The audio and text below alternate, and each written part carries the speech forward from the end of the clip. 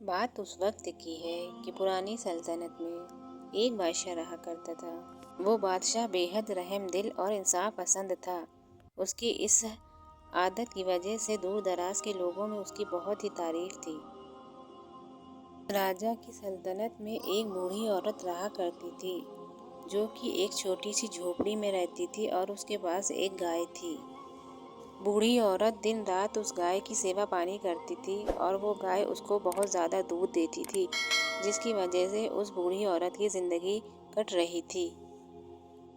بات اس دن کی ہے کہ راجا کے کچھ سپاہی ایک دن بوڑھی عورت کے پاس گئے اور انہوں نے پوچھا کہ یہ گائے کس کی ہے؟ تو بوڑھی عورت نے یہ بتایا کہ یہ گائے میری ہے۔ تو سپاہیوں نے یہ کہا کہ تم یہ گائے ہمیں دے دو۔ تو بوڑھی اماں نے منع کیا کہ میں یہ گائے نہیں دے سکتی کیونکہ یہی میری جمع پونجی ہے اور اسی گائے سے میری زندگی کٹ رہی ہے۔ تو جب بوڑھی اماں نے منع کر دیا تو سپاہیوں نے زبردستی گائے کو لے لیا اور اپنے ساتھ لے کے چل دیے اور بعد میں اس گائے کو ذبح کر دیا اور اس کا گوشت کھا لیا۔ بیچاری بوڑھی عورت کچھ نہ کر سکی اور روتی رہ گئی، لیکن اس نے یہ طے کیا کہ وہ اس کی شکایت راجا سے ضرور کرے گی کہ اس کے اوپر اتنا ظلم ہوا ہے۔ دیکھتے دیکھتے وقت گزرتا جا رہا تھا، لیکن بوڑھی اماں اپنی گہار راجا تک نہ لگا سکی تھی اور اس کی کوئی سنوائی بھی نہ ہو سکی تھی۔ لیکن ایک دن ایسا ٹائم آیا کہ راجا کا گزر اس کی جھونپڑی کی طرف سے ہوا۔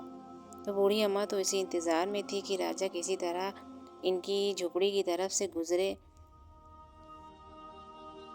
راجا بوڑھی اماں کی جھونپڑی کی طرف سے گزر رہے تھے تو انہوں نے بوڑھی اماں کی طرف دیکھا تو کہا، اے بوڑھی اماں، تو اتنا پریشان کیوں ہے؟ تو بوڑھی اماں نے یہ کہا کہ راجا، آپ کے سپاہیوں نے میری گائے ضبط کر لی ہے اور اسے ذبح کر دیا ہے، اس وجہ سے مجھے انصاف چاہیے۔ تو راجا نے بوڑھی اماں کی بات سنی اور انہوں نے کہا کہ میں تمہیں انصاف ضرور دوں گا۔ تبھی انہوں نے ان سپاہیوں کو بلایا جس نے بوڑھی اماں کی گائے کو ضبط کیا تھا اور ذبح کیا تھا۔ انہوں نے ان سپاہیوں کو بہت سخت سزا دی اور پھر بوڑھی اماں کو اپنے دربار میں بلایا اور بہت سارے دھن دولت سے بوڑھی اماں کو نوازا۔ راجا کی اس انصاف پسند حرکت سے بوڑھی اماں بہت خوش ہو گئیں اور ان کی زندگی اچھے سے کٹنے لگی کیونکہ راجا نے بہت ساری دھن دولت بوڑھی اماں کو دے دی تھی۔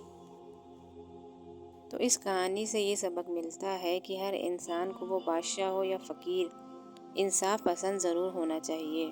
اگر اس کے اندر اس انصاف پسند والی حرکت نہ ہو تو وہ راجا کس کام کا۔